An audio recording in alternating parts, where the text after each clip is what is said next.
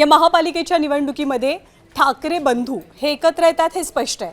आणि फक्त मुंबई नाही तर मुंबईसोबतच ठाण्यामध्ये, पुण्यामध्ये, कल्याण डोंबिवलीमध्ये अशा एकूण 4 ठिकाणी ठाकरे बंधूंचं पक्क झालेलं आहे। जागा वाटपाची चर्चा ही अंतिम टप्प्यात आहे। कदाचित आजच हे जागा वाटप लॉक होऊ शकतं अशी माहिती आहे आणि त्या संदर्भातली प्रतिक्रिया संजय राऊतांनी दिली आहे। पण आता मोठा प्रश्न हा आहे की युतीची औपचारिक घोषणा कधी होणार।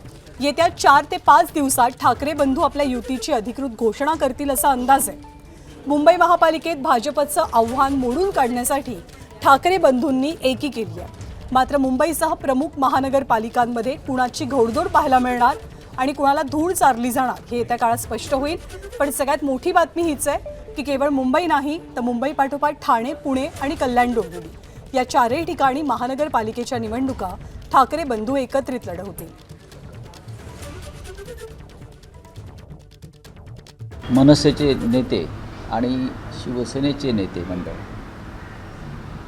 हे अंतिम हात फिरवण्यासाठी बसले। याशिवाय ठाणे, कल्याण डोंबिवली, पुणे, नाशिक इथे सुद्धा अंतिम टप्प्यात आलेलं आहे चर्चा। आणि येत्या 1-2 दिवसामध्ये मला असं वाटतं की सगळं झाल्यावरती मग उद्धवजी आणि राजसाहेब बसतील आणि त्यानंतर तुम्हाला ज्या घोषणेची उत्सुकता लागून राहिलेली आहे ती घोषणा होईल। किती होती? माननीय उद्धव ठाकरे आणि माननीय राज ठाकरे यांच्या संयुक्त सभा मुंबईत होतील आणि मुंबईच्या बाहेर सुद्धा होतील। ती महाराष्ट्राची गरज आहे। फक्त मुंबई नाही तर ठाणे आहे, कल्याण डोंबिवली आहे, नाशिक आहे, पुणे आहे। आमचे प्रयत्न राहतील की जास्तीत जास्त ठिकाणी ठाकरे बंधूंनी पोहोचावं। मोठ्या शक्ती प्रदर्शनासह ठाकरे बंधू आपल्या युतीची घोषणा करतील असं संजय राऊतांनी सांगितलं। तशी माहिती मिळते ठाकरे बंधू एकत्र आले तर नेमका काय परिणाम पाहायला मिळेल याची जोरदार चर्चा रंगलेली असताना या दोन्ही भावांची जरी एकी झाली तरी महायुतीला कोणताही फरक पडणार नसल्याचं सत्ताधारी नेत्यांनी म्हटलंय। महायुतीवर नाही होणार, महायुतीवर बिलकुल परिणाम होणार नाही। काही झालं तरी मुंबई महाराष्ट्र विकासाच्या बाजूने उभा आहे। भारतीय जनता पार्टी आणि महायुती लोकांची चॉईस आहे आणि मुंबईची जनता आता डेव्हलपमेंटच्या मागे उभी आहे। हे सकाळच्या जे त्या ठिकाणी वाचाळ शब्द, तोंडाच्या वाफा आणि या ठिकाणी टोमणे मारणं यामध्ये आता काही जनतेला इंटरेस्ट नाही आहे। तर महायुतीवरती या दोन्ही भावांच्या एकत्र येण्याचा कोणताही परिणाम नसल्याचं महायुतीच्या नेत्यांचं म्हणणं आहे। संजय राऊतांनी आज जेव्हा दोन्ही भावांच्या एकत्रित येण्याची किंवा त्या संदर्भातली घोषणा कधी होणार याबद्दल माहिती दिली तेव्हा ते एकनाथ शिंदेंना अजिबात विसरले नाहीत। एकनाथ शिंदेंवरती त्यांनी कशी बोचरी टीका केली ती सुद्धा पाहूया। शिंदे गटाचा शिवतीर्थाशी काय संबंध आहे त्याने एकदा सांगावं। अमित शहानी पक्ष तुमचा ताब्यात दिला म्हणजे तुमचा शिवतीर्थाशी संबंध नाही।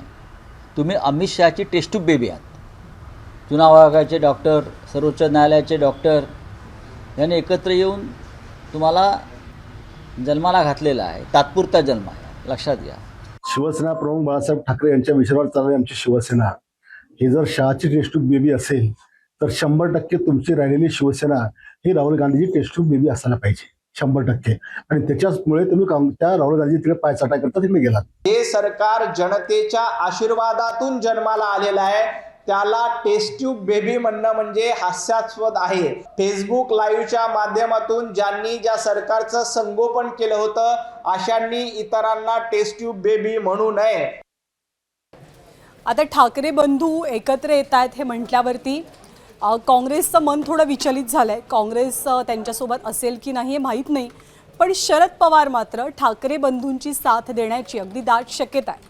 येत्या महानगरपालिकेच्या निवडणुकीमध्ये ठाकरे बंधूंसोबत शरद पवारांची राष्ट्रवादी एकत्र असेल अशी माहिती मिळते। कारण ठाकरे बंधूंच्या पुनर्मिलनाचं पवारांनी यापूर्वी स्वागत केलं आहे। त्यामुळे मुंबईत शरद पवारांची राष्ट्रवादी, उद्धव ठाकरेंची शिवसेना आणि राज ठाकरेंची मनसे अशी एक नवी आघाडी अस्तित्वात येणार का हे पाहावं लागेल। पण राष्ट्रवादीच्या याबद्दल बैठका सुरू आहेत पण अधिकृत घोषणा झालेली नाही। त्यामुळे मुंबई महानगरपालिकेसाठी आगामी राजकीय चित्र नेमकं कसं असेल याची उत्सुकता लागून राहिली आहे।